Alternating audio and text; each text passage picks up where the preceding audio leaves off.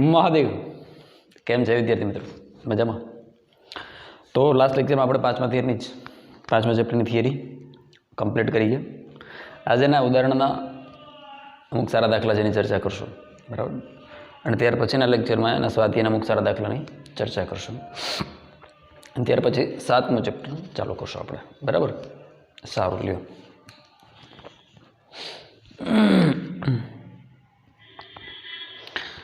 તો એનસીઆરટી ખોલો ફટાફટ, બરાબર. એમાં પહેલું ઉદાહરણ, ફર્સ્ટ ન્યુમેરિકલ ફર્સ્ટ એક્સરસાઇઝ.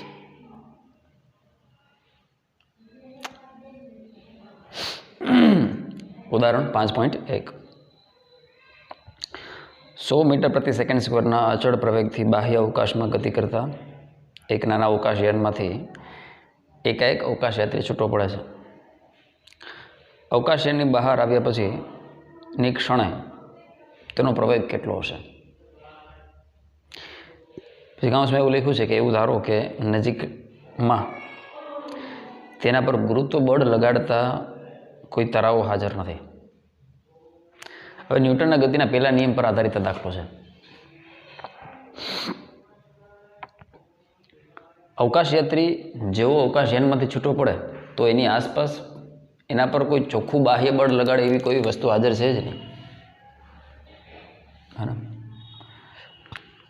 હવે તમને ખબર છે ન્યૂટનની ગતિનો પહેલો નિયમ શું દર્શાવે? બળનું અસ્તિત્વ, બળની હાજરી દર્શાવે. હવે કોઈ ચોખ્ખું એફ નેટ, કોઈ બાહ્ય ચોખ્ખું બળ હાજર છે જ નહીં. મતલબ બાહ્ય બળ 0 છે. બાહ્ય બળ 0 છે તો એફ નેટની જગ્યાએ આપણે શું લખીએ છીએ? માં એના બરાબર 0. પણ તમે જાણો છો કોઈ પણ વ્યક્તિનું કે કોઈ પણ પદાર્થનું દળ ક્યારેય 0 ન હોય, હે ને? દળ ક્યારેય 0 ન હોય કે તો 0 શું હોય? પ્રવેગ 0 હોય. ગણિત એવું કહે કે એનો પ્રવેગ 0 હતો. કારણ કે એની આસપાસ કાઉન્સમાં લખ્યું જ છે કોઈ બળ લગાડેલો પદાર્થ હાજર નથી, તો કંઈ ચોખ્ખું બાહ્ય બળ નથી, તો પ્રવેગ 0. શેનાથી પ્રભાવિત દાખલો છે? તો કે ન્યૂટનના ગતિના પ્રથમ નિયમથી પ્રભાવિત દાખલો થઈ ગયો. રેડી? કાંઈ જઈને કાઢી લેવાનું.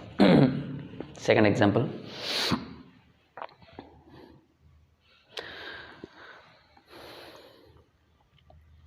ઉદાહરણ 5.2.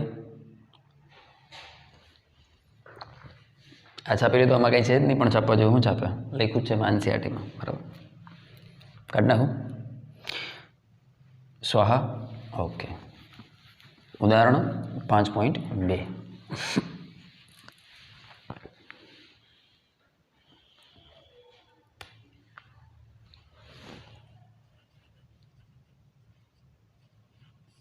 તમને એવું કહે છે કે 0.04 kg દળ ધરાવતી, જે દળ છે એ 0.04 kg છે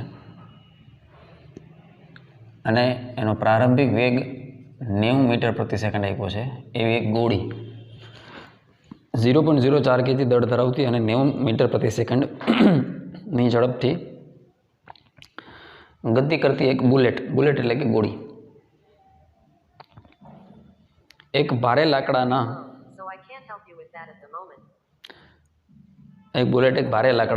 બ્લોકમાં પ્રવેશે છે અને 60 સેન્ટીમીટરનું અંતર કાપીને અટકી જાય છે.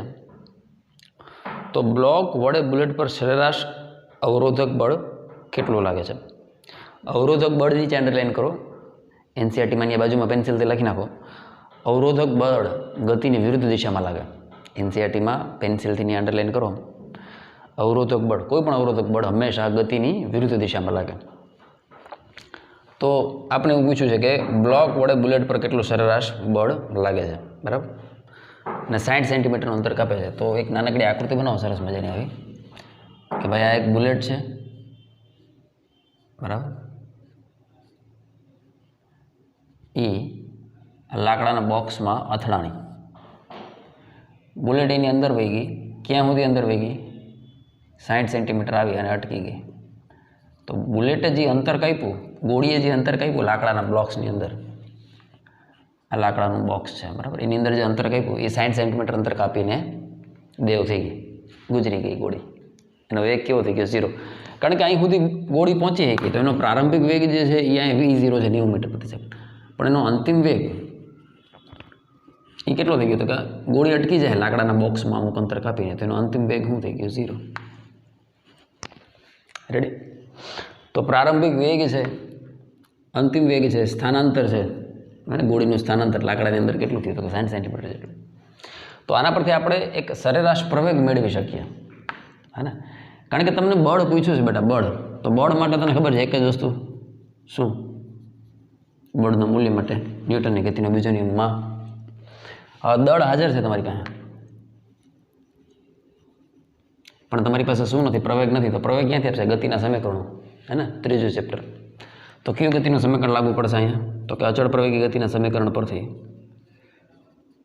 અચળ પ્રવેગી ગતિના સમીકરણ પરથી અહીંયા આપણે ધારીએ છીએ કે ગોળીનો પ્રવેગ આ સમગ્ર ગતિ દરમિયાન કેવો છે? અચળ. અચળ પ્રવેગી ગતિના સમીકરણ પરથી શું લખી શકાય? બોલો. v² - v0² that is equal to 2ax. બરાબર. અંતિમ વેગ 0, પ્રારંભિક વેગ 90 એનો વર્ગ, 2 ગુણાકારમાં a. પ્રવેગ શોધવાનું. સ્થાનાંતર કેટલું છે? 60 સેન્ટીમીટર. મીટરમાં ફેરવો એટલે 0.6 મીટર. સેન્ટીમીટરમાં નહીં ચાલે, મીટરમાં ફેરવવું પડશે. તો 60 સેન્ટીમીટર એટલે કેટલા થાય? તો કે 0.6 મીટર. પ્રવેગને કરતા બનાવો તો શું થાય? -90નો વર્ગ એના છેદમાં 2 ગુણાકારમાં 0.6. 90 ગુણાકારમાં 90, 2 ગુણાકારમાં 6. પોઈન્ટ 6 ને કેમ લખાય? 6/10 છેદનો છેદ અંશમાં. રેડી? એટલે આ પ્રવેગ થઈ ગયો -90 × 81, 1 2 ને 3 મિનિટ, 81,000 એને ભાગ્યા 12.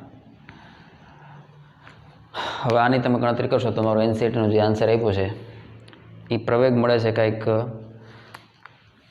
-6750 મીટર પ્રતિ સેકન્ડ સ્ક્વેર. હવે માઇનસ શું સૂચવે બેટા? તમે જાણો છો કે જેમ જેમ જેમ લાકડામાં ગોળીની ગતિ થતી જાય એમ લાકડા દ્વારા ગોળી પર વિરુદ્ધ દિશામાં બળ લાગશે, અવરોધક બળ. ગોળી પર બળ કોણ લગાડે? લાકડું. કઈ દિશામાં? વિરુદ્ધ દિશામાં. એટલે ગોળી ધીરે ધીરે ધીરે ધીરે ધીરે અહીંયા આવીને અટકી જાય. કેટલું અંતર કાપીને? 60 સેન્ટીમીટર અંતર કાપીને.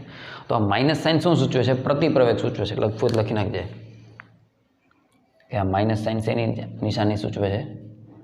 પ્રતિપ્રવેગ, અથવા એને અવરોધક પ્રવેગ પણ કહેવાય, હે ને? યાદ રાખજે, પ્રતિપ્રવેગ અથવા અવરોધક પ્રવેગ.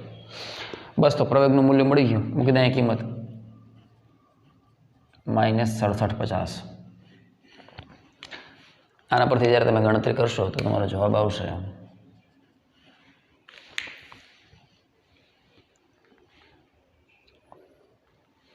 એ જવાબ છે 270 ન્યૂટન. બરાબર? -270 ન્યૂટન. ચોપડીવાળાએ જવાબ પ્લસમાં લખ્યો છે, પણ હું જવાબ માઇનસમાં લખું, કારણ કે માઇનસ જોઈને બાળકને અહેસાસ થાય, એને ફિલિંગ આવે, ખ્યાલ આવે કે માઇનસ સાઇન શું સૂચવે છે. તો કે બ્લોક દ્વારા, આ બ્લોક છે તો બ્લોક દ્વારા ગોળી પર જે બળ લાગે એની વિરુદ્ધ દિશામાં આવે. ખરેખર માઇનસ સાઇન સૂચવવું જોઈએ, હે ને? બળ માઇનસ છે એનો મતલબ કે બળ ગતિની વિરુદ્ધ દિશામાં લાગે. ગોળીની ગતિ આ બાજુ થાય છે તો બળ, વિરોધક બળ, અવરોધક બળ આ બાજુ લાગે. આટલું બળ લાગશે. અત્યારે જોઈએ છે આ તરફ બીજો દાખલો થઈ ગયો. રેડી? છાપો. દેખાય છે બરાબર? ક્લિયર? છાપો. ત્યાર પછી ત્રીજો એક્ઝામ્પલ ગણીએ. બરાબર?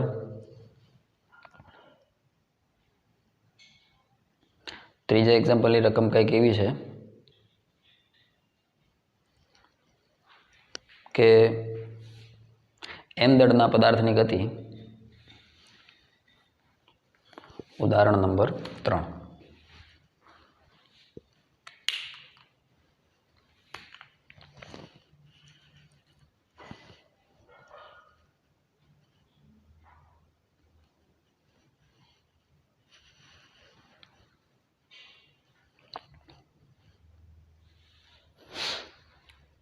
m દળના પદાર્થની ગતિ વાય બરાબર UT plus half gt square તરીકે વર્ણવાય છે. એમ દળના પદાર્થની ગતિ વાય બરાબર UT plus half gt square તરીકે વર્ણવાય છે. તો પદાર્થ પર લાગતું બળ શોધો. આ પદાર્થ પર લાગતું બળ શોધવા માટે તને ખબર છે એક જ વસ્તુની જરૂર પડે, માં. હે ને? શેની જરૂર પડે? માં. તો ન્યૂટનના ગતિના નિયમોને યાદ કરો. વેગ એટલે શું?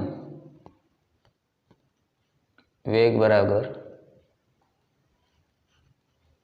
ગુજરાતીમાં દેશી ભાષામાં લખું છું, સ્થાનાંતરનું સમયની સાપેક્ષ વિકલન. પ્રવેગ એટલે શું? તો કે વેગનું સમયની સાપેક્ષ વિકલન. રેડી? તો આપણે પ્રવેગ જોઈએ છે તો આપણે પહેલાં વેગ મેળવવો પડશે, પછી વેગનું સમયની સાપેક્ષ વિકલન કરી એટલે પ્રવેગ મળે. તો વેગ કઈ રીતે મળે? તો કે સ્થાનાંતર આપણે આપ્યું છે ગતિનું, હે ને? ગતિનું સમીકરણ આપ્યું છે તો વાય શું સૂચવે છે? સ્થાનાંતર સૂચવે છે. રેડી? તો પહેલાં આપેલા સમીકરણનું સમયની સાપેક્ષે વિકલન કરી નાખો એટલે વેગ મળે. તો ચાલુ કરો, કારણ કે જેવો પ્રવેગ મળી જાય પછી આપણે સૂત્ર છે બળ બરાબરમાં પ્રવેગ મળી ગયો, બળ મળી ગયું. વાહ દોસ્ત, તો લખો સોલ્યુશન. સમીકરણ એકનું સમયની સાપેક્ષે વિકલન કરતા, સમયની સાપેક્ષે વિકલન કરો એટલે વેગ શું થાય? તો કે dy by dt. dy by dt કાઉન્સમાં શું લખો? વાય. વાય એટલે શું છે? તો કે ut plus half gt square. બેનું સેપરેટ વિકલન કરી નાખો તો શું થાય? ડી બાય ડીટી કાઉન્સમાં યુટી વત્તા ડી બાય ડીટી કાઉન્સમાં 1/2 જીટી સ્ક્વેર. હવે યુ તો પ્રારંભિક વેગ છે, એ તો અચળ ભૌતિક રાશિ છે. પ્રારંભિક વેગ આપેલા દાખલા માટે બદલાય નહીં એટલે એને બહાર લઈ લે. એટલે શું થઈ ગયું? તો કે ડી બાય ડીટી કાઉન્સમાં ટી. અહીંયા 1/2 જી અચળ છે એને બહાર લઈ લે એટલે કાઉન્સમાં શું થયું? તો કે d by dt t square. Ready? ટીની સાપેક્ષે વિકલન શું? એક. અગાઉ મેં સંકલન વિકલન તમને શીખવાડેલું છે ડિટેલમાં, યાદ હે ને? ટીની સાપેક્ષે વિકલન શું થાય? 1 વત્તા 1/2 જી એમનો ટી સ્ક્વેરનું વિકલન શું થાય? તો કે ઘાત સહગુણક બને, ઘાતમાં એકનો ઘટાડો એટલે બગડો સહગુણકમાં આવી ગયો, ઘાતમાં એકનો ઘટાડો, બેમાંથી એક જાય તો 1 2t. બગડો દેવ થઈ ગયા એટલે ભારતીય સંવિધાન અનુસાર વેગ કેટલો મળી ગયો? તો કે u પ્લસ જીટી. ઓકે, આના સમીકરણ નંબર 2 કહી દે. પહેલાં આપણે વેગ મેળવો કઈ રીતે? તો કે સ્થાનાંતરનું સમયની સાપેક્ષે વિકલન કરી નાખ્યું. આ સ્થાનાંતર તેનું વિકલન કરી વેગ મેળવો. હવે આપણે પ્રવેગ જોઈએ છે. પ્રવેગ શું કરવા જોઈએ? તો કે આપણે બળ પૂછ્યું બેટા. બળ એટલે શું? દળ ગુણાકારમાં પ્રવેગ. તો પ્રવેગ કઈ રીતે મળશે? તો કે આના પરથી વેગનું સમયની સાપેક્ષે વિકલન. અહીં શું લખશું? સમીકરણ 2નું સમયની સાપેક્ષે વિકલન કરતા, સમીકરણ 2નું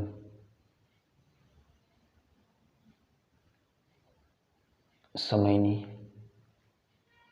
સાપેક્ષે શું કરતા? વિકલન કરતા. તો a ઇઝ ઇક્વલ ટુ સૂત્ર શું છે?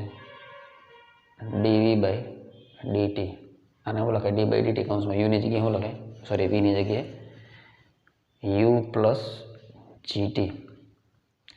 બેને સેપરેટ વિકલન આપી દો અલગ અલગ. ડી બાય ડીટી કાઉન્સમાં યુ વત્તા ડી બાય ડીટી કાઉન્સમાં જીટી. અચળનું વિકલન શું થાય? 0, કારણ કે પ્રારંભિક વેગ અચળ છે એટલે અહીં બહાર લઈ લીધું. યુ પ્રારંભિક વેગ છે તો પ્રારંભિક વેગનું વિકલન શું થાય? સોરી, અચળ વસ્તુનું વિકલન શું થાય? પ્રારંભિક વેગ. એટલે પ્રવેગ સોરી એ બરાબર શું થઈ ગયું? તો 0 જી અચળ છે, ડી બાય ડીટી કાઉન્સમાં ટી. અહીંયા ડી બાય ડીટી કાઉન્સમાં ટીની સાપેક્ષે વિકલન શું લખતા હતા? 1. તો અહીંયા ટીની સાપેક્ષે વિકલન શું થાય? 1. એટલે જવાબ શું આવી ગયો? આ તો 0 છે વત્તા જી ગુણાકારમાં 1, તો ભારતીય સંવિધાન અનુસાર એ બરાબર શું થઈ ગયું જી. તો પદાર્થ પર લાગતું બળ શું થઈ ગયું તો કે બળ બરાબર દળ ગુણાકારમાં પ્રવેગ એફ બરાબર એમ અને પ્રવેગ એ બરાબર શું છે જી, એટલે સૂત્ર શું થઈ ગયું mg. રેડી, છાપો. સૂત્ર કેટલું થઈ ગયું f બરાબર mg. રેડી, છાપો.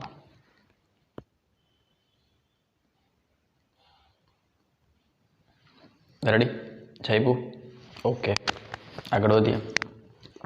ચોથું ઉદાહરણ.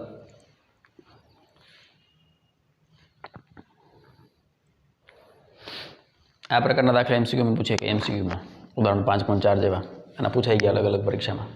સારો દાખલો ટીક કરી દેજે. ઉદાહરણ 5.4. એક બેટ્સમેન બોલને તેની દિશા બદલ્યા વગર એક બેટ્સમેન બોલને તેની 12 મીટર પ્રતિ સેકન્ડની પ્રારંભિક ઝડપને બદલ્યા સિવાય સીધો બોલરની દિશામાં પાછો ફટકારે છે. ઝડપ નથી બદલાતી, ખાલી દિશા બદલાઈ ગઈ. હા ને? જો બોલનું દળ 0.5 kg હોય તો બોલ પર લાગતો આઘાત શોધો.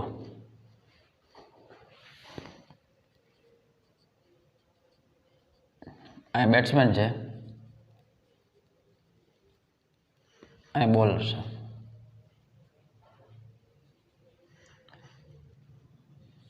આ દિશાને નેગેટિવ લઈએ, આ દિશાને શું લઈએ પોઝિટિવ. એક પરિમાણિક ગતિનો દાખલો છે. તો બોલર આ દિશામાં પ્રારંભિક વેગ 12 મીટર પ્રતિ સેકન્ડથી દડો ફેંકે છે. એની પ્રારંભિક ઝડપ એટલી છે. પણ આ દિશાને આપણે કઈ લીધી છે ઋણ, એટલે આ બાજુ દિશા શું આવશે માઇનસ. આ બાજુ બોલરથી બેટ્સમેન તરફ દડો જાય છે. બેટ્સમેને શું કર્યું, એની ઝડપ બદલ્યા વગર સીધો બોલરની દિશામાં દડો મારતી હતો. બદલ્યા સિવાય સીધો બોલરની દિશામાં પાછો ફટકારે સ્ટ્રેટ સીધો. તો પ્રારંભિક વેગ આ તો અંતિમ વેગ વી ફાઇનલ શું થઈ ગયો તો કે આ દિશામાં મારે છે તો એ +12 મીટર પ્રતિ સેકન્ડ આટલો ફેર પડ્યો. એક પરિમાણિક ગતિમાં આપણે જોઈએ ને આ બાજુ ઋણ હોય તો આ બાજુ ધન હોય, અથવા આ બાજુ ધન હોય તો આ બાજુ ઋણ હોય. તો બોલરથી બેટ્સમેનની દિશાને આપણે નેગેટિવ લીધી છે, તો આ વેગ -12 મીટર પ્રતિ સેકન્ડ. અહીંથી આ બાજુ પ્લસ લીધી એટલે આ +12 મીટર પ્રતિ સેકન્ડ.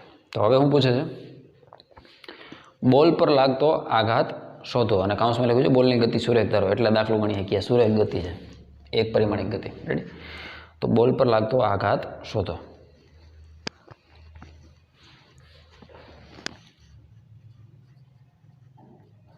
બોલ પર લાગતો આઘાત એટલે બીજું કાંઈ નહીં, બોલના વેગમાનમાં થતો ફેરફાર. ન્યૂટનની ગતિનો બીજો નિયમ યાદ કરો, બળનો આઘાત આપણે શીખાતા, F = Δp/T. તો બળનો આઘાત એટલે શું તો કે બળ ગુણાકારમાં સમયગાળો. તો આ F × Δt એટલે એ બીજું કંઈ નહીં, બળનો આઘાત થઈ ગયો. તો બળનો આઘાત શેના બરાબર આવ્યો હતો કે વેગમાનના ફેરફાર જેટલો. ન્યૂટનની ગતિનો બીજો નિયમ, બળ ગુણાકારમાં સમય એટલે બળનો આઘાત. તો બળનો આઘાત એટલે શું તો કે વેગમાનમાં થતો ફેરફાર. કેનો આઘાત ગોતવો તો કે બોલ પર લાગતો આઘાત. તો કેના વેગમાનનો ફેરફાર ગોતવો પડે, બોલના વેગમાનનો ફેરફાર. વાર્તા પૂરી થઈ ગઈ. તો બોલનો વેગમાનનો ફેરફાર એટલે Δp ને કેમ લખાય તો કે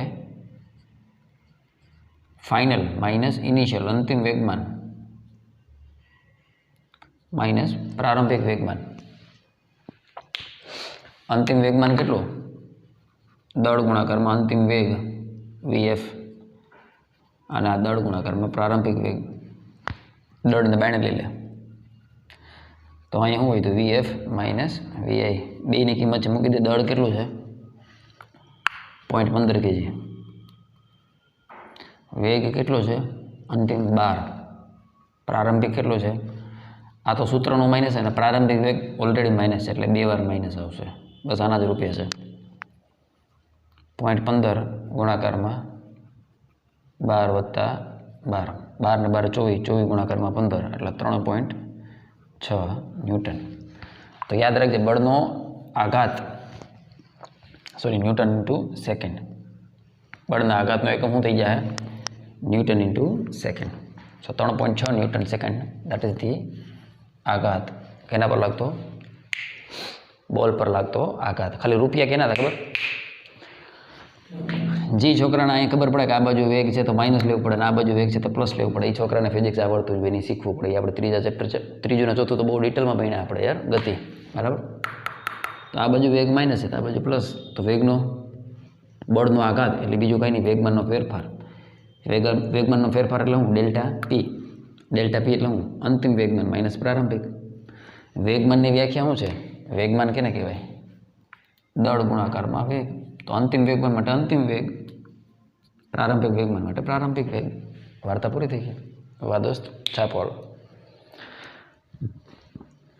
ફળાફળો ખોલો.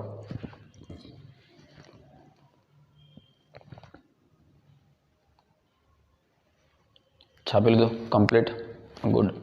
ચાલો ત્યાર પછીનો દાખલો આ કાઢી નાખો.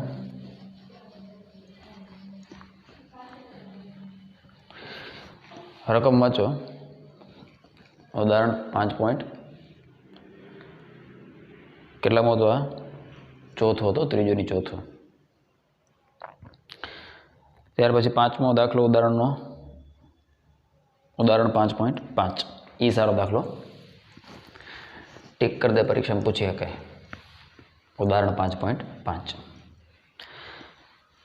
આકૃતિમાં આ દાખલો કાઢવો પડશે કારણ કે આમાં જાજી જગ્યાની જરૂર પડશે બોર્ડમાં.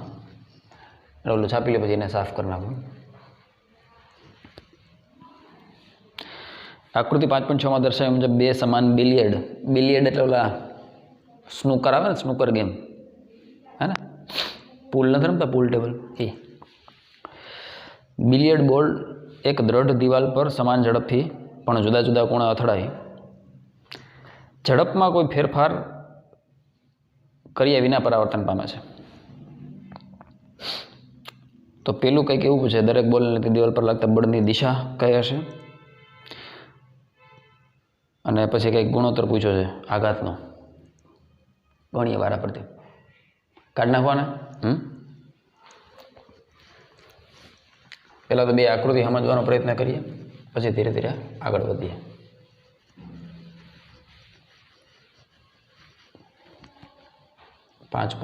પાંચ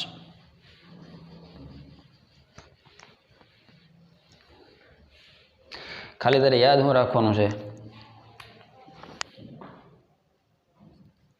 કે બળનો આઘાત એના શું થાય તો કે વેગમાનનો ફેરફાર. જે પદાર્થનો આઘાત ગણવો હોય, જે પદાર્થ પરનો આઘાત ગણવો હોય ને વેગમાનનો ફેરફાર ગણ લે. આની પહેલાનો દાખલો ગણ્યો હતી, સેમ એવો દાખલો. એકવાર દડો આ રીતે ભટકાય છે,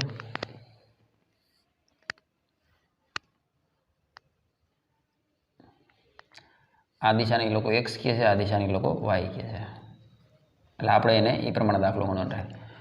તો પહેલી વારમાં દડો કઈ દિશામાં આપાત થાય છે તો કે અહીંયાથી દડો આવે છે, એક્સ દિશામાં આપાત થયો. કોઈ પણ વસ્તુ લંબ રૂપે ભટકાય તો પાછી લંબ રૂપે જ આવે, એ તો કોમન સેન્સ છે. એટલું તો તમે શીખા જશો ફિઝિક્સ, હા ને. આ તો 10મા ધોરણનું વિજ્ઞાન છે. તો એનો મતલબ કે પ્રારંભિક વેગ એનો આ થઈ ગયો. આમાં પ્રારંભિક વેગ માટે એ લોકો સંજ્ઞા યુ વાપરી છે, એટલે આ તારો યુ આઈ થઈ ગયો ઇનિશિયલ વેગ, અને આ તારો થઈ ગયો યુ ફાઇનલ. રેડી? તો આ ધન એક્સ દિશા છે બેટા, તો ઋણ એક્સ દિશા આ બાજુ હોય. હા, આ માઇનસ એક્સ થઈ ગયો અને આ માઇનસ વાય. રેડી? એટલે તો ખબર પડે. તો પ્રારંભિક વેગની દિશા જો કઈ છે, આમ ધન એક્સ દિશામાં, પણ દડો ભટકાઈને જ્યારે પાછો આવે ત્યારે એની દિશા કઈ થઈ ગઈ તો ઋણ એક્સ દિશામાં. દેખાણ? આ ઋણ એક્સ થઈ ગઈ, એટલે આની દિશાને પ્લસ, આની દિશાને માઇનસ. સરસ. બીજી આકૃતિમાં કંઈક 30 ડિગ્રીના ખૂણા ભટકાડા છે. ક્યાં ભટકાડે છે? 30 ડિગ્રીના ખૂણે.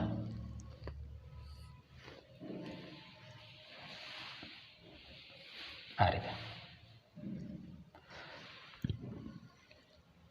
તો આ થઈ ગયો તારો યુઆઈ પ્રારંભિક. આ તમે 10મા ધોરણમાં શીખ્યા ને, જેટલો હોય આપાત કોણ એટલો જ હોય પરાવર્તન કોણ. હા, આ સેમ થિયરી. અને આ તારું થઈ ગયું યુએફ. રેડી? ઓકે. અને આ છે તારી દિવાલ. સારું લ્યો. તો પેલું પૂછે છે કે દરેક બોલને લીધે દિવાલ પર લાગતા બળની દિશા કઈ હશે? દરેક બોલને લીધે દિવાલ પર લાગતા બળની દિશા. પેલું આપણે એવું પૂછ્યું છે, દરેક બોલને લીધે દિવાલ પર લાગતા બળની દિશા કઈ હશે? પેલું પૂછ્યું આપણને. બીજો પ્રશ્ન કંઈક આવો પૂછે છે. પહેલા 2 પ્રશ્ન લખીને એના અનુસંધાને વિચારવાનું થશે. બીજું આપણે એવું પૂછે છે, દિવાલ વડે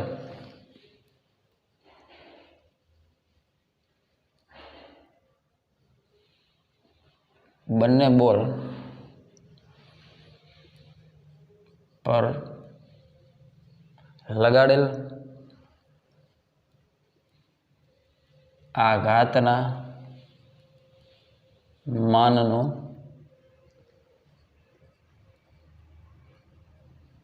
ગુણોત્તર. આ 2 વસ્તુ આપણે પૂછી છે. બરાબર? દિવાલ વડે બંને બોલ પર લગાડેલ આઘાતના માનનો ગુણોત્તર કેટલો છે? સારું. અને બોલ દિવાલને કઈ દિશામાં બળ લગાડે છે એ. તો આપણે આવું ગોતવાનું છે, દરેક બોલને લીધે દિવાલ પર લાગતા બળની દિશા. બરાબર? તો આકૃતિ પરથી જોઈને સમજ આવે કે 2 વખતે બોલ આ દિશામાં પટકાય છે. આમ આમાં ચોખ્ખી ખબર પડે, પણ આમાં ચોખ્ખી ખબર પડતી નથી. આમાં ચોખ્ખી ખબર પડે, આમાં ચોખ્ખી ખબર નથી પડતી. આમાં આપણે દિશાનો એક્ઝેક્ટ ખ્યાલ નથી આવતો. તો એના માટે આપણે ફરજિયાત એક જ વસ્તુનો સહારો લેવો પડશે. કયો? તો કે સૂત્ર. બળનો આઘાત એ વેગમાનના ફેરફાર જેટલો છે. જે દિશામાં બળનો આઘાત હોય, બળ પણ એ જ દિશામાં લાગતું હોય. યાદ રાખજે, લખું લખી નાખજે. જે દિશામાં બળનો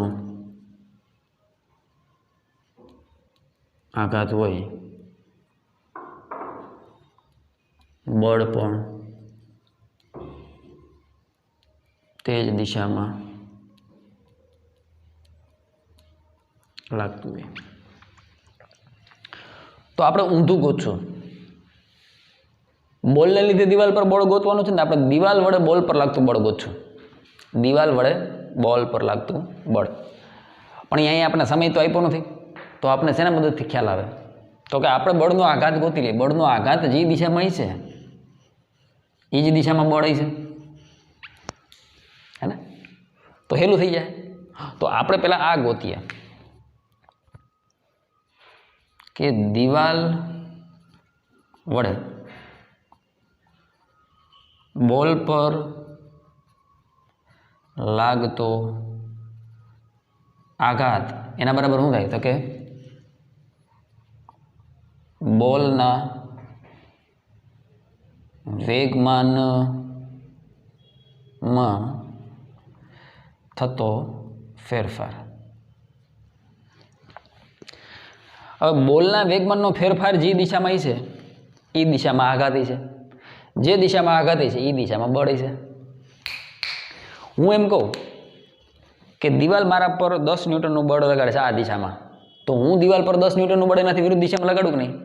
તો આપણે ગોતવાનું એ છે દરેક બોલને લીધે દિવાલ પર લાગતા બળની દિશા કઈ. તો આપણે ઊંધો રસ્તો પકડ્યો, કારણ કે આ બેયમાં સીધી ખબર પડે નથી કે બળ કઈ દિશામાં લાગે. તો આપણે શું કર્યું કે દિવાલ દ્વારા બોલ પર જે દિશામાં બળ લાગે એ ગોતી લઈએ. તો બોલ દ્વારા દિવાલ પર એની વિરુદ્ધ દિશામાં બળ લાગતું હોય. સીધી વાત છે. ન્યૂટનની ગતિનો ત્રીજો નિયમ. કોન્સેપ્ટ પકડાય છે. પહેલાં આપણે બોલના વેગમાનનો ફેરફાર મેળવશું. એની જે દિશા છે એ જ દિશા કેની છે? બોલના આઘાતની. બોલના આઘાતની જે દિશા છે એ જ શું છે? એના પર લાગતા બળની દિશા. તો બોલ પર લાગતું બળ મળી જાય તો બોલ દિવાલ પર એટલું જ બળ વિરુદ્ધ દિશામાં લગાડે. કન્સેપ્ટ પકડાય છે? વાહ દોસ્ત. તો પહેલા કિસ્સા માટે ચર્ચા, અને પહેલો કિસ્સો કહી દે અને બીજો કિસ્સો કહી દે. તો આને આપણે કઈ રીતે લખીએ? ડેલ્ટા પી બરાબર, અથવા હું સીધું જ લખી નાખું ડેલ્ટા પીની જગ્યાએ અંતિમ વેગમાન માઇનસ પ્રારંભિક વેગમાન. એક સ્ટેપ બચી જાય આપણું. પી અંતિમ માઇનસ પી પ્રારંભિક. અંતિમ એટલે એમ ઇન્ટુ વી ફાઇનલ, અહીંયા એમ ઇન્ટુ વી ઇનિશિયલ. વાહ દોસ્ત. પણ અહીંયા અંતિમ વેગની દિશા કેવી છે? અંતિમ વેગની દિશા યુએફ બરાબર યુ છે અને યુઆઈ બરાબર પણ યુ જ છે, પણ દિશામાં ખાલી ફેર છે. યુઆઈ પ્લસ યુ અને યુએફ માઇનસ યુ. રેડી? તો કિંમત મૂકી દે. M into minus u minus m into u, એટલે માઇનસ એમ યુ થઈ ગયું, માઇનસ એમ યુ, એટલે જવાબ આવ્યો -2mu. આ થઈ ગયો દિવાલ વડે બોલ પર લાગતો આઘાત. દિવાલ વડે બોલ પર લાગતો આઘાત. આ -2mu દિશા શું સૂચવે? તો કે માઇનસ સૂચવે છે ઋણ x દિશામાં. એનો મતલબ કે દિવાલ વડે બોલ પર લાગતો આઘાત આ દિશામાં છે. એનો મતલબ કે ગુજરાતીમાં લખું છું, અહીં દિવાલ વડે બોલ પરનો આઘાત ઋણ x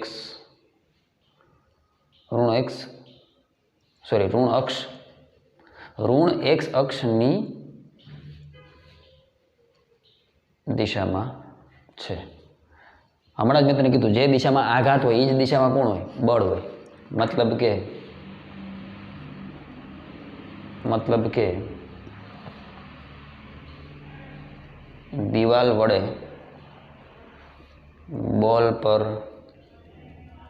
લાગતું બળ પણ ક્યાં હોય? આઘાત ઋણ x દિશામાં છે તો બળ પણ ઋણ x દિશામાં. બળ પણ ઋણ x અક્ષની દિશામાં છે. હવે સાંભળ, તને રકમમાં શું પૂછ્યું? વાંચ. દરેક બોલને લીધે દિવાલ પર લાગતા બળની દિશા. આપણે બોલ વડે દિવાલ પર લાગતું બળ શોધવાનું છે. આપણે ગોઈતું શું? દિવાલ વડે બોલ પર લાગતું બળ ઋણ x દિશામાં હોય. તો આન્સર મળી ગયો ને? મતલબ કે આ દિશા કઈ થઈ ગઈ? આનો આન્સર શું આવ્યો? જવાબ આન્સર શું આવ્યો?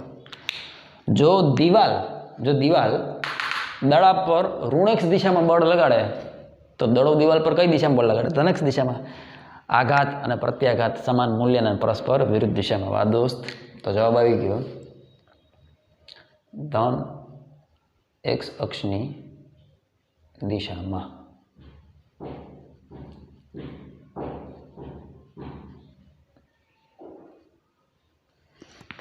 રેડી?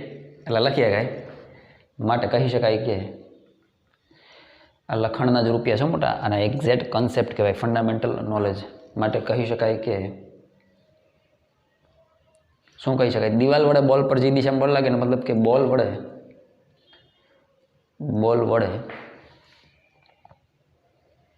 દિવાલ પર લાગતું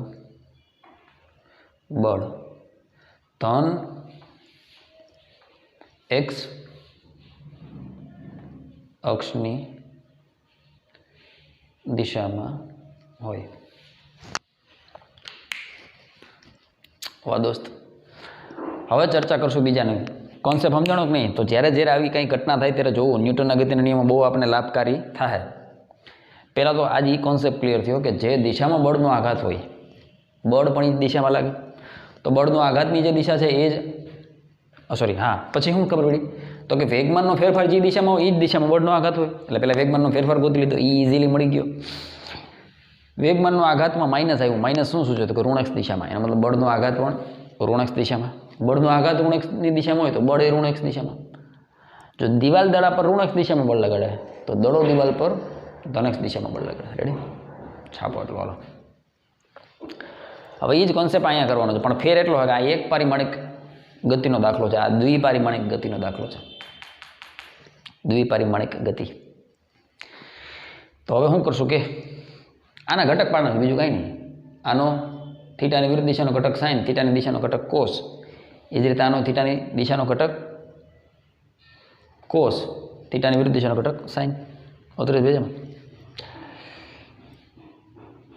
આ કાઢી નાખું બધું. હવે આ આપણે ગોતવાનું છે, બરાબર? તો અહીંયા ઘટક પાડો, આ કાઢી નાખું.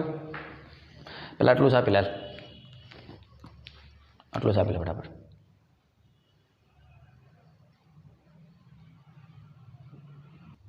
રેડી? આગળ વધીએ. હવે આના ઘટક આઈને પાડું છું એટલે તને સમજવામાં આસાની રહે. એ જ આકૃતિમાં પ્રારંભિક વેગનો ઘટક શું બને? થીટાની દિશામાં લઈ જાઓ તો કોસ ઘટક, એનો મતલબ આ થઈ ગયું યુઆઈ કોસ 30. આ યુ એ કોસ 30 થઈ ગયું, બરાબર? અને થીટાની વિરુદ્ધ દિશામાં લઈ જાઓ એટલે આ થઈ ગયું આમ. આની દિશા જોજે, આ થઈ ગયું યુઆઈ સાઇન 30, પણ આની દિશા જોઈ ઋણ વાયમાં છે. જો નીચે ઋણ વાય છે, જ્યારે આની દિશા આમ છે ધન એક્સમાં. રેડી? એટલે અહીંયા લખી નાખું પ્લસ એક્સ, અહીંયા લખી નાખું માઇનસ વાય. હવે એ રીતે આના બે ઘટક પાડો તો આના બે ઘટક ક્યાં બનશે? થીટાની દિશામાં કોસ, એટલે કે આ બાજુ બન્યું યુ એફ કોસ 30, અને થીટાની વિરુદ્ધ દિશામાં લઈ જાઓ તો સાઈન, હે ને? આ સદિશ આમ છે તો થીટાની દિશામાં કોસ આપે, થીટાની વિરુદ્ધ દિશામાં સાઈન આપે. તો આ યુ એફ કોસ 30 થઈ ગયું ને આ યુ એફ સાઈન 30, એટલે કે યુ એફ સાઈન 30. આની દિશા શું થઈ ગઈ તો કે આની દિશા આમ છે. જો આમ આ એરો દેખાય, એરો આમ, તો ઋણ એક્સ છે એટલે અહીંયા શું આવે? માઇનસ એક્સ થઈ ગઈ. આની દિશા શું આવે તો કે આની તો માઇનસ વાય આવી. તો હવે આપણે બળનો આઘાત ગોતશું, દિવાલ વડે બોલ પર લાગતો આઘાત ગોતશું, પણ અલગ અલગ દિશામાં ગોતશું, એટલે કે એક્સ દિશામાં અને વાય દિશામાં. એટલે અહીંયા આ રીતે લખીએ,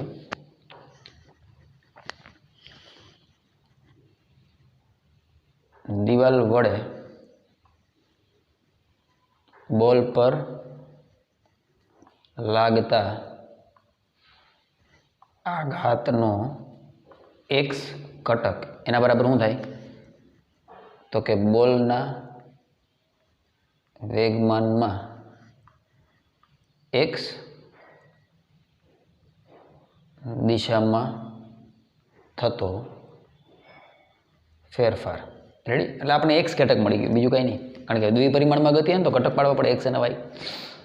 તો બોલની દિશામાં વેગમાનમાં શું થાય તો કે પી ફાઇનલ લખવાનું એ જ, પણ એક્સ દિશામાં, પી ઇનિશિયલ એક્સ દિશામાં. એક્સ દિશામાં ફાઇનલ કોણ છે? યુ એફ કોસ 30, બરાબર? પણ આગળ શું આવશે? માઇનસ, એટલે કે minus you F cos 30 minus પ્રારંભિક કઈ દિશામાં છે તો કે ધનક્ષમાં છે, એટલે એમાં તો કોઈ ફેર નહીં પડે, આગળ માઇનસ માઇનસ જ રહે. યુ આઈ કોસ 30, પણ યુ એફ અને યુ આઈ બે કેટલા જેટલા તો કે યુ જેટલા, બરાબર? એટલે minus you cos 30 minus you cos 30. તો જવાબમાં આવી ગયું કે માઇનસ 2mu કોસ 30. રેડી? આ થઈ ગયો એક્સ ઘટક, કોનો? આઘાતનો. આઘાતનો એક્સ ઘટક કઈ દિશામાં મળ્યો? ઋણ એક્સ દિશામાં. તો એનો મતલબ કે બળ એ ક્યાં લાગે? ઋણ એક્સ દિશામાં. કોના વડે? દિવાલ વડે લાગતું બળ ઋણ એક્સ દિશામાં. તો અહીંયા દડો દિવાલને કઈ દિશામાં બળ લગાડશે? ધન એક્સ દિશામાં. એટલે આન્સર તો બેમાં એક જ આવશે, ધન એક્સ દિશામાં છે. અહીંયા જે બળનો આઘાત આપણે એક્સ ઘટકનો મળ્યો એ માઇનસ ઋણમાં મળ્યો છે, માઇનસ એટલે ઋણ એક્સ તરફ મળ્યો. तो जे दिशा में बळनो आघात है ए ज दिशा में बळ, तो दीवाल वडे आ जे दीवाल है आ दीवाल वडे दड़ा पर ऋण x दिशा में बळ लागे। तो आपने ऊंधू पूछ्यु है, बॉल ने लीधे दीवाल पर लागतुं बळ, तो दड़ो कई दिशा में बळ लगाड़े? धन x दिशा में, एटले एनो आंसर तो सेम ज रहे। हवे गोती लीए आपणानो y घटक गोती लीए। दीवाल वडे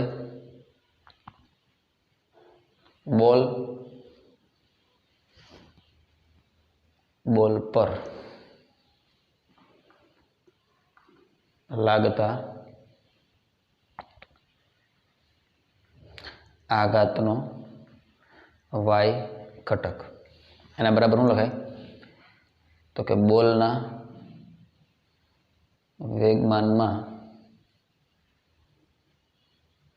y दिशा में थतो फेरफार। जो तो आवे बोर्ड में नीचे आवे छे ने, देखाय छे? रेडी? सारू। तो जेमां अहीं आपणे लखता हता पी, हवे अहीं उपर लखो छो पी फाइनल, पण हवे y दिशा में माइनस पी इनिशियल y दिशा में। रेडी? आवे छे बोर्ड पर एटલું देखाय छे ने? ओके। पी फाइनल केटલું છે y दिशा में? uf sin 30, पण माइनस एटले माइनस uf sin 30। रकमનું माइनस तो है ज, अने ui sin 30 पण माइनस है, एटले ई पाछुं माइनस आवशे, एटले माइनस ui sin 30। एटले शुं थई गयुं? तो कि माइनस uf ની જગ્યાએ શું મૂકી દે? u। uf ની જગ્યાએ શું મૂકી દે? u, અને ui ની જગ્યાએ પણ u, એટલે minus u sin 30, minus minus શું થઈ ગયું મોટા? Plus u sin 30। Minus minus देव थी गया, जवाब આવી ગયો 0। એનો મતલબ y દિશામાં કોઈ આઘાત નથી, તો y દિશામાં કોઈ બળ નથી। હવે દોસ્ત y દિશામાં y ઘટક જે છે આ તારો y ઘટક એ કેટલો થઈ ગયો? 0। तारी एनसीईआरटी में दाखलो गणेलो है, उदाहरण दाखलो है, पण शांतिथी जोजे। हूँ आज लखावुं छुं ने आ लखाणना रूपिया छे बेटा, आना समझी गयो? ई आपणे आपणी रीते फेरबुक में व्यवस्थित लखी नाखवानुं।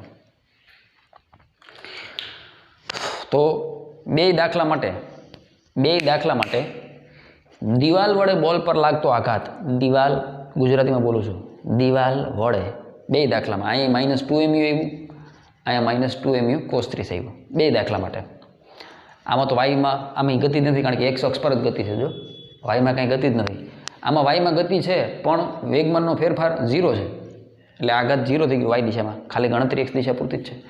तो बे में आघात जो ऋण एक्स दिशा में है, अहीं -2 mu है, अहीं -2 mu cos 30 है।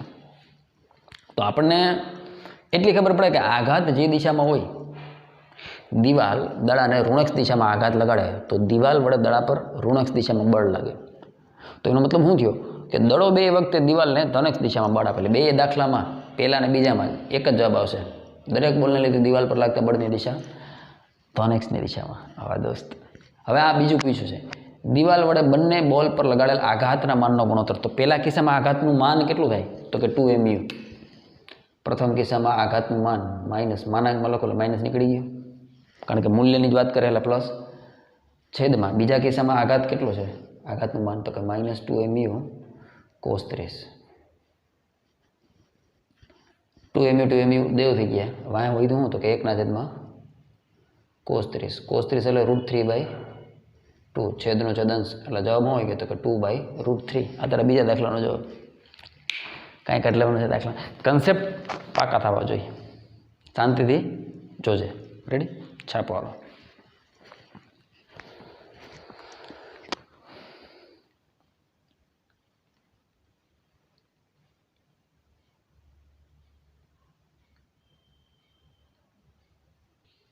रेडी? छापी लीधुं? मस्त कम्प्लीट। ओके। त्यार पछी उदाहरण 5.6 ए आपणे गणी चूक्या छीए। त्यार पछी उदाहरण 5.7 काढ नाखवाने। स्क्रीनशॉट पाड ले, छापी ले व्यवस्थित।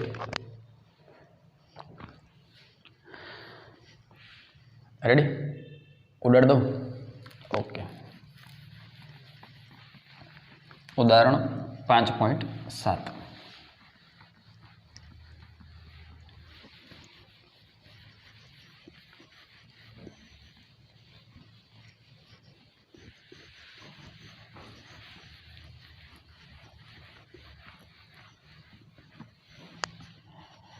बॉक्स અને ટ્રેનના તળિયા વચ્ચે સ્થિત ઘર્ષણાંક 0.15 છે.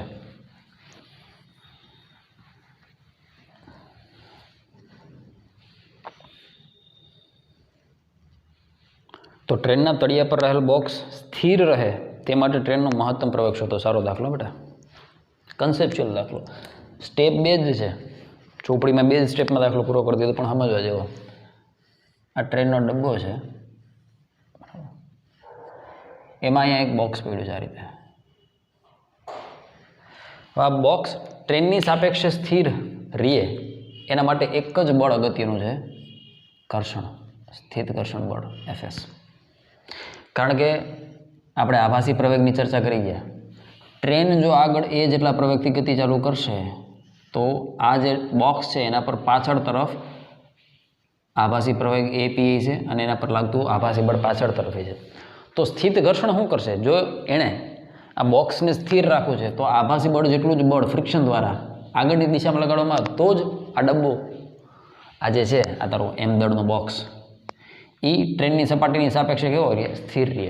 બે બળ સમાન મૂલ્યના પરસ્પર વિરુદ્ધ દિશામાં. વાહ દોસ્ત. તો બસ આપણે એવું પૂછ્યું છે કે આનો ટ્રેનનો મહત્તમ પ્રવેગ કેટલો હોવો જોઈએ, આ પૂછ્યું છે આપણે. રેડી? તો કાંઈ નહીં, ગોતી લઈએ. આપણે ખબર જ છે આ બે સમાન મૂલ્યના પરસ્પર વિરુદ્ધ દિશામાં હોય એટલે આભાસી પ્રવેગ મળી જાય એટલે ટ્રેનનો પ્રવેગ એટલો જ હોય ને, પણ કઈ દિશામાં? વિરુદ્ધ દિશામાં. રેડી? હાલો તો ગણી લઈએ. સ્થિત ઘર્ષણાંક 0.15 આપ્યો છે, મ્યુ એસ આપ્યો છે 0.15, બરાબર.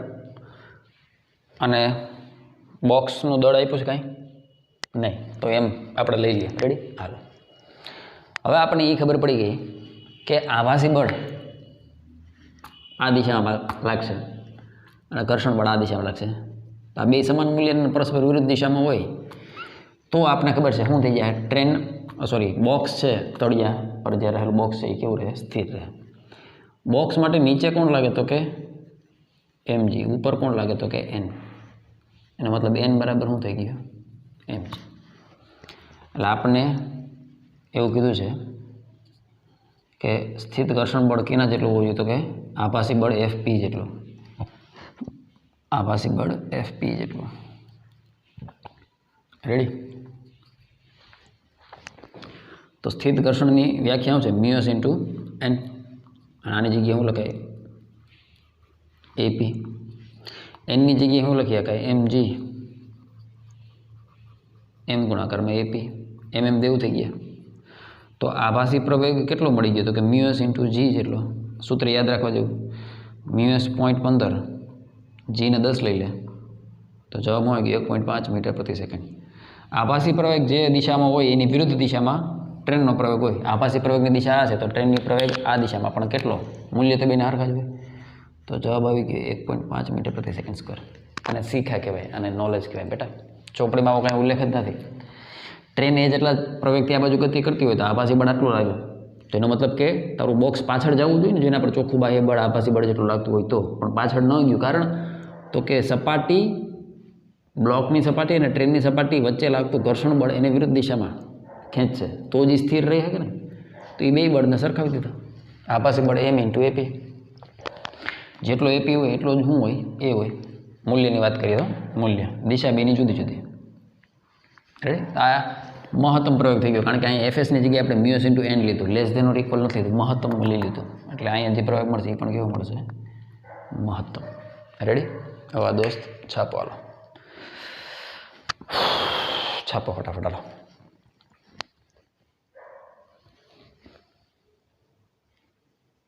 કમ્પ્લીટ. ત્યાર પછીનું ઉદાહરણ 8મા ઉદાહરણની ચર્ચા કરીએ ત્યાં તમે છાપી લો.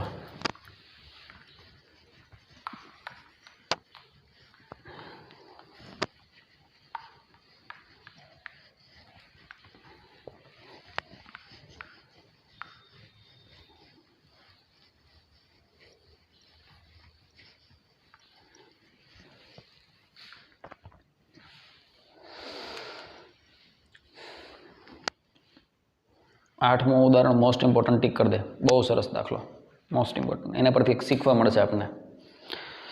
आ तो तारो 5.7 आ तो तारो 5.8 उदाहरण मोस्ट इम्पोर्टન્ટ JEE नीट में बहुत काम में लगशे उदाहरण तमने।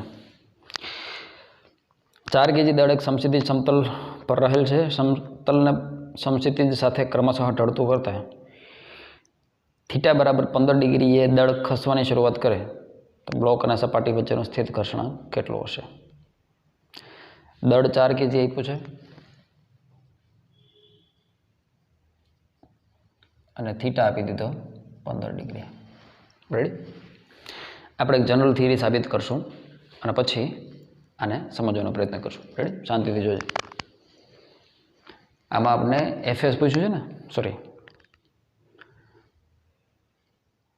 સ્થિત ઘર્ષણાંક म्यू एस पूछ्યું છે। म्यू एस કેટલો હશે? Ready? Okay, let us start. આકૃતિના જ રૂપિયા છે, આકૃતિ શાંતિથી સમજીએ, સમજાઈ ગઈ, વાર્તા પૂરી થઈ ગઈ। आ ढाळ है बराबर। आ ढाळ पर कोई ब्लॉक है,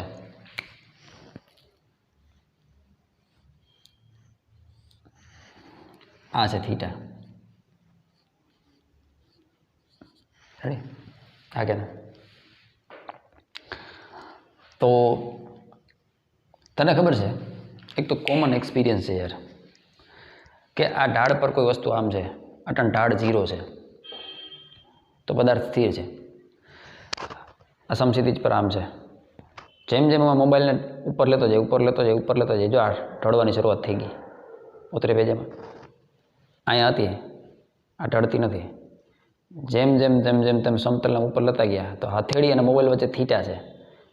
तो तमने कीधुं कि थीटा जयरे 15 डिग्री है ने, हाँ जो त्यारे ढळवानी शुरुआत थई, ત્યાં સુધી ઢળતું નથી। तो एनो मतलब एनी कोई चोखी गति न थती। एनो मतलब कि एना पर लागता तमाम बळ समान मूल्य અને परस्पर विरुद्ध दिशा नहीं है। क्या होती? तो कि थीटा 15 डिग्री जेवो है त्या होती। जेवो थीटा 15 डिग्री थी वधारे आव्यो एटले ब्लॉक हुर्र करतो क्या होशे? नीचे। रेडी? हवे दोस्त तो पहला ई नक्की करिए क्या क्या बळ लागे। तो कि एम दळनो पदार्थ है एटले एक तो एना पर नीचे लागे ग्रेविटी, आ बाजू सीधी ज केटली? तो कि गुरुत्वाकर्षण बळ mg जेटલું लागे। बीजું सपाटीने लंब रूपे शुं लागे? लंब प्रतिक्रिया बळ। हाँ, सपाटी ત્રાહી तो बळ ત્રાહું। मतलब कि लंब प्रतिक्रिया बळ अहींया आ रीते लागे, लंब प्रतिक्रिया बळ।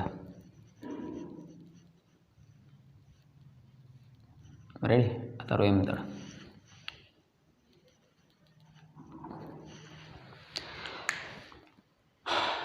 तो गणित एवुं के बेटा कि आ एंगल है ने थीटा थाय। जो आ थीटा होय तो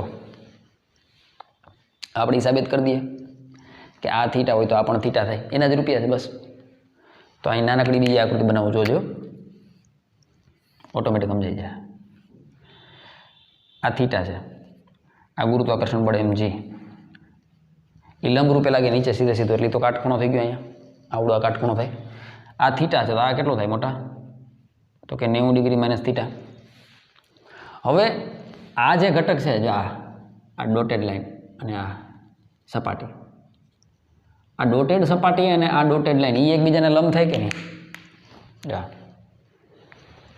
आ सपाटी है ने आ लंब प्रतिक्रिया बळनी लाइन सीधे सीधी। कारण के लंब प्रतिक्रिया बळ तो सपाटीने केवुं छे? नॉर्मल आ रीते। तो आ ऊपर 90 नो खूणो होय तो नीचे 90 नो खूणो जोईए ने आ रीते। आम आ 90 नो खूणो थाय तो एनो मतलब ई थयो मोटा कि जो आ खूणो 90 माइनस थीटा होय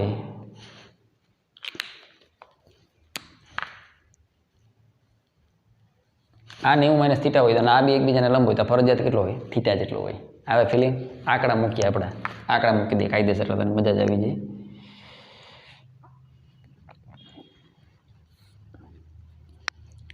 આપણે અહીં શું કીધું કે આ 15 ડિગ્રી છે, એનો મતલબ શું થયો ખબર મોટા? આ 15 ડિગ્રી, આ 90 ડિગ્રી, તો આ વૈધ્ય ખૂણો કેટલો હોય? 75 ડિગ્રી હોય। કારણ કે ત્રિકોણના ત્રણેય ખૂણાનો સરવાળો કેટલો થાય? 90 ડિગ્રી। હવે આ અને આ બે કાટખૂણે છે, જોયું?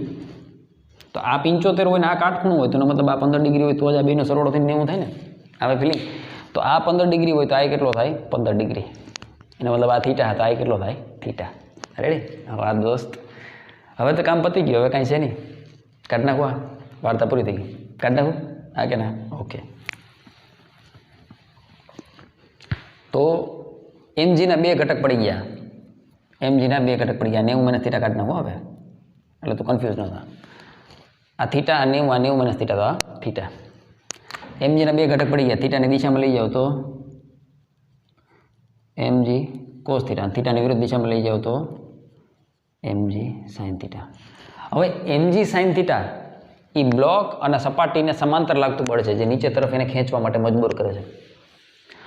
જો mg sin θ ચોખ્ખું બાહ્ય બળ હોત તો પદાર્થ ખહવો જોઈએ, પણ હજી તો ખહવાની શરૂઆત થાય. એનો મતલબ કે એની પહેલાં શું થયું છે? તો કે mg sin θ નો વિરોધ કરતું નક્કી કોઈ બળ વિરુદ્ધ દિશામાં લાગતું હોવું જોઈએ.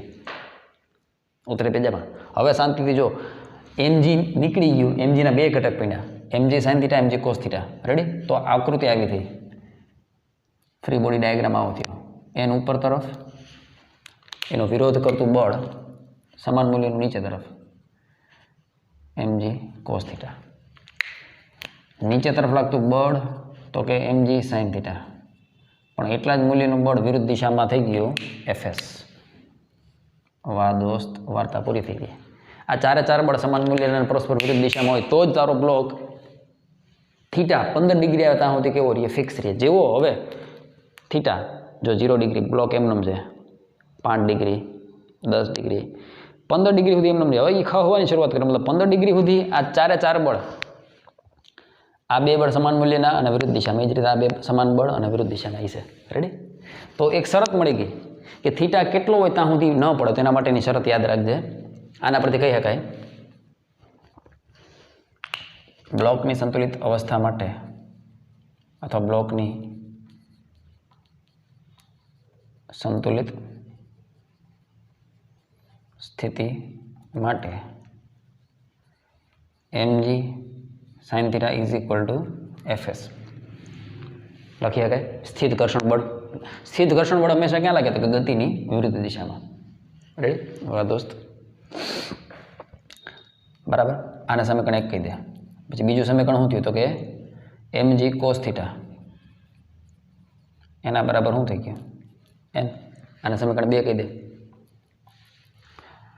સમીકરણ 1 અને 2 નો ગુણોત્તર લેતા સમીકરણ 1 અને સમીકરણ 2 નો ગુણોત્તર લેતા. ગુણોત્તર લ્યો તો શું થાય? mg sin θ એના છેદમાં mg cos θ એના બરાબર fs ના છેદમાં n. રેડી? બે બાજુથી કોણ દેવ થઈ ગયું? તો કે mg દેવ થઈ ગયું. sin θ ના છેદમાં cos θ એટલે શું થઈ ગયું? સૂત્ર, કામનું સૂત્ર છે બેટા, tan θ. એના બરાબર શું થઈ ગયું? તો કે fs ની જગ્યાએ શું લખાય? તો કે μs ઇન્ટુ n. fs ની જગ્યાએ આપણે ખબર છે સ્થિત ઘર્ષણ બળનું સૂત્ર શું છે? μs into n. છેદમાં n તો છે જ. બે બાજુથી કોણ દેવ થઈ ગયા? n સ્વાહા. તો બહુ અગત્યનું સૂત્ર મળી ગયું મારા દોસ્ત, JEE નેટ માટે બહુ કામનું સૂત્ર. tan θ is equal two μs, જ્યાં થીટાને કહેવાય, જ્યાં થીટા ઇઝ રેસ્ટ એંગલ और स्लाइडिंग एंगल. અમુક એને પોઝ એંગલ પણ કહીએ, PAUSE પોઝ એંગલ. આ થીટાના મૂલ્ય સુધી તારો બ્લોક સ્થિર રહે એટલે રેસ્ટ એંગલ કહેવાય, પોઝ એંગલ કહેવાય અથવા સ્લાઇડિંગ એંગલ એવા એના નામ આપ્યા છે. એ સીધો શેના પર આધાર રાખે? પદાર્થના દળ પર નહીં, પરંતુ બે સપાટી વચ્ચેના સ્થિત ઘર્ષણાંક પર આધારિત છે. રેડી? વાહ દોસ્ત. તો હવે આપણે મૂલ્ય આપ્યું છે. આ તારે તો આ સૂત્ર થિયરી જ સમજવાની છે. તારે દાખલો નથી થવાનો, તારે આ રેસ્ટ એંગલની થિયરી સમજવાની છે કે tan θ બરાબર શું થાય? μs. સરસ. રેડી? હવે tan 15 નું મૂલ્ય આપ્યું એના પરથી તને શું મળી જાય? μs મળી જાય. થીટા તો આપણે 15 ડિગ્રી આપ્યું છે એટલે μs બરાબર શું થઈ ગયું બેટા? તો કે μs બરાબર થઈ ગયું tan 15 ડિગ્રી. આને તમે સોલ્વ કરશો તો તમારો જવાબ આવશે બરાબર 0.27.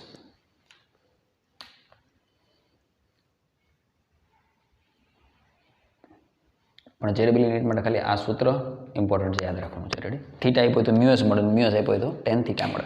રેડી? ઓકે, તો આ સાથે તમારું સ્વાધ્યાય પૂરું થાય છે, કારણ કે 5.10 અને 11 મેં કરાવી દીધા છે ઉદાહરણ. બરાબર? 9મું ઉદાહરણ એક જાતે હોમવર્કમાં આપું છું, એ થઈ જાય. બરાબર? ફ્રી બોડી ડાયાગ્રામ પરથી બહુ આસાનીથી થઈ જાય, જાતે ટ્રાય કરજો. રાઈટ? મહાદેવ.